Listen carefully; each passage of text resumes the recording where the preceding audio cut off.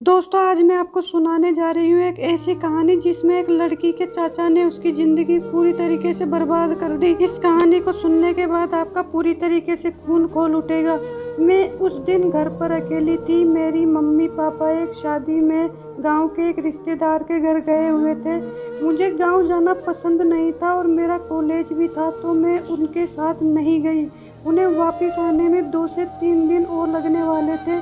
मेरी उम्र तब 20 साल की थी, इसलिए मेरा और घर का ख्याल रखने के लिए पापा ने चाचा को मेरे साथ घर पर रहने के लिए कहा था। लेकिन मैं अपने चाचा को बिल्कुल भी पसंद नहीं करती थी और मुझे उनसे डर भी लगता था, क्योंकि जब मैं छोटी थी तो एक बार चाचा ने मुझे अपनी गोद में बिठाकर मेरे साथ कुछ ऐसा कार्य किया था जिसे किसी को बता पाना भी मेरे लिए शर्म की बात थी। लेकिन तब मुझे इन चीज़ों की ज़्यादा समझ नहीं थी। लेकिन जैसे जैसे मैं थोड़ा बड़ी हुई तो मुझे पता चला कि चाचा ने मेरे साथ गलत काम किया था। इस बात को गुजरे काफ़ी समय बीत चुका था और मैं उस वाक़ये को भूल गई थी। मैंने मम्मी पापा को इसके बारे में कभी कुछ भी नहीं बताया था। उस दिन दोपहर में जब मैं कॉलेज से घर वापस आई तो चाचा ने मेरे लिए खाना बना रहे थे। उन्होंने मेरे आते ही बहुत ही घूरती नज़रों से मेरी तरफ देखा और फ्रेश होकर खाना खाने के लिए कहा। मैं पहले से ही अपने चाचा से डरी हुई थी, इसलिए मैं चुपचाप अपने कमरे में चली गई। जब मैंने कमरे का दरवाज़ा लॉक करने की कोशिश की तो मैंने देखा दरवाजे का लॉक खराब हो चुका है। फिर मैं वॉशरूम में गई तो वहाँ का लॉक भी खराब था। अब मुझे थोड़ा डर लगने लगा था, क्योंकि सभी लॉक एक ही दिन में एक साथ अपने आप तो खराब नहीं हो सकते थे। ज़रूर इसमें कोई वजह होगी। फिर मैंने डरते हुए ऐसे ही अपने कमरे में कपड़े बदलने शुरू कर दिए।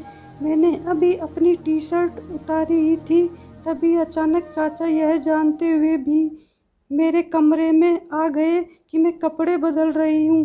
उनकी नज़र सीधा मेरे उबारों पर ही टिकी हुई थी। मैंने अपने उबारों को अपने हाथों से ढक लिया और शर्म और डर के मारे मेरा दिल बैठा जा रहा था। तब चाचा ने कहा, मुझसे शर्माने की क्या ज़रूरत है? तुझे तो बिना कपड़ों के बचपन से देखता आया हूँ। शायद तुम भूल गई, जब मैंने इन्हें पिछली बार चखा था तब तो ये नींबू के दाने के बराबर थे, लेकिन अब तो ये काफ़ी बड़े हो चुके हैं, बिल्कुल पके हुए संतरे की तरह। उनकी इन बातों से काफ़ी डर गई और मैंने उन्हें वहाँ से जाने के लिए कहा, लेकिन मेरी बातों को अनसुना करके वो हंसने लगे और मेरे पास आकर मेरे उबारों से मेरे हाथों को हटाकर कहने लगे, अभी तो मैंने पके हुए संतरों का स्वाद ही नहीं चखा, मैं कैसे चला जाऊँ? पहले मुझे चख लेने दो, उसके बाद मैं चला जाऊँगा। मैं बहुत ज़्यादा डर गई थी और डर के मारे अब मेरा शरीर काँपने लगा था। फिर उन्होंने धीरे से मेरी जीन्स की चेन को खोला और अपनी उंगली को मेरे आगे के हिस्से पर फेरने लगे। अब तो मेरा पूरा शरीर ठंडा पड़ चुका था और ऐसा लग रहा था जैसे मेरे दिल की धड़कन थमने ही वाली हो। तभी उन्होंने मुझे उठाकर बेड पर लेटा दिया और खुद घुटनों के बल मेरे सामने ज़मीन पर बैठ गए। मैं अब समझ चुकी थी कि मेरे साथ कुछ बहुत ही बुरा होने वाला है, लेकिन डर के कारण मेरी तो आवाज़ भी निकलना बंद हो चुकी थी। ऊपर से मैं तो पहले ही बिना कपड़ों के थी। तभी चाचा ने फिर से मेरे आगे के हिस्से पर अपनी उंगली फेरते हुए कहा, देखो, इसे तो अब यह भी उस काम के लायक तैयार हो चुकी है। मैंने रोना शुरू कर दिया और हाथ जोड़कर उनसे ऐसा न करने के लिए कहा, लेकिन तभी उन्होंने मेरे आगे के हिस्से को चूमना शुरू कर दिया और मेरे उबारों को बहुत ज़ोर से कसकर पकड़ लिया। मुझे अब पता चल चुका था कि अब मेरे पास बचने का कोई तरीका नहीं है। वो नीचे से चूमते हुए उबारों तक आ पहुँचे थे और फिर उन्होंने कहा कि देखना, तुम भी इस दिन को कभी नहीं भूल पाओगी और फिर तुम्हारा भी मन यह करने के लिए बार बार करेगा। तुझे टी शर्ट और जीन्स में देखकर तो मेरे तन बदन में आग सी लग जाती थी और बहुत लंबे समय से मैं इस दिन का इंतज़ार कर रहा था। मुझे उनकी बातों की कोई समझ नहीं आ रही थी और मैं हाथ जोड़कर रोते हुए उन्हें ऐसा ना करने के लिए कहे जा रही थी। तभी उन्होंने अपने पूरे कपड़े उतार दिए और मैंने उन्हें इस हालत में देखकर बहुत डर गई। फिर वो ज़बरदस्ती अपने आगे वाले हिस्से को चूसने के लिए बोलने लगे, लेकिन मैंने ऐसा करने से मना कर दिया। गुस्से में उन्होंने मेरे आगे वाले हिस्से पर काटना शुरू कर दिया। अब दर्द के कारण मेरा बहुत बुरा हाल हो गया था, लेकिन वो बिना रुके मेरे जिस्म के हर एक जगह पर लगातार काटे जा रहे थे।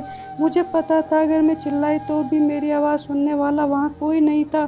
फिर मैं डर के मारे मैंने चिल्लाना शुरू कर दिया उन्होंने मेरे मुंह पर अपना हाथ रखते हुए कहा, तुम्हें भी अच्छी तरीके से पता है कि यहाँ तुम्हें सुनने वाला कोई नहीं है, तो चिल्लाने का क्या फ़ायदा।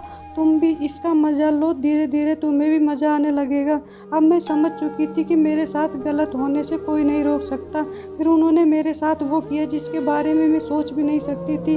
इसका दर्द इतना अधिक था कि मेरी चीख निकल गई। मेरे रोने और चीखों की आवाज़ से उन्हें कोई फ़र्क नहीं पड़ रहा था। उल्टा वो तो जानबूझकर मुझे दोबारा दुख पहुंचा रहे थे ताकि मैं ज़ोर से चिल्लाऊं। उस दर्द के कारण मुझे ऐसा लग रहा था कि यह दिन मेरी ज़िंदगी का आखिरी दिन है। वो मेरे साथ ज़बरदस्ती यह काम काफ़ी देर तक करते रहे। फिर जैसे ही उनका काम पूरा हुआ उन्होंने मुझे धमकी दी, मैं किसी को इसके बारे में ना बताऊं वरना मेरे लिए अच्छा नहीं होगा। मैंने उस समय डर के मारे उनकी हाँ में हाँ मिला दी और उन्हें भरोसा दिलाया कि मैं इसके बारे में कभी किसी को कुछ भी नहीं बताऊंगी। फिर वो वहाँ पर से उठकर चले गए। दर्द के कारण मेरा बुरा हाल था, लेकिन जैसे तैसे मैंने खुद को संभाला और जो कुछ चाचा ने मेरे साथ किया था वो सब कुछ फ़ोन पर पापा मम्मी को बता दिया। मेरे मम्मी पापा उसी शाम घर आ पहुँचे और मेरी ये हालत देखकर समझ गए थे कि मैं सच बोल रही थी।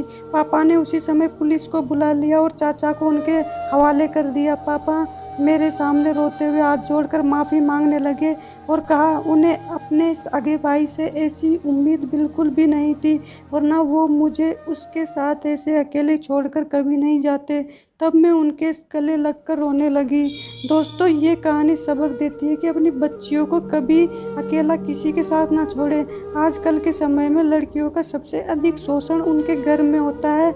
इस कहानी का उद्देश्य किसी के ऊपर शक पैदा करना नहीं है, लेकिन ऐसे लोगों से अपनी बच्चियों को बचाने का एक सबक देती है। तो यदि कहानी पसंद आई हो तो प्लीज़ इसको शेयर ज़रूर कीजिए ताकि सब लोग जागरूक हो सके।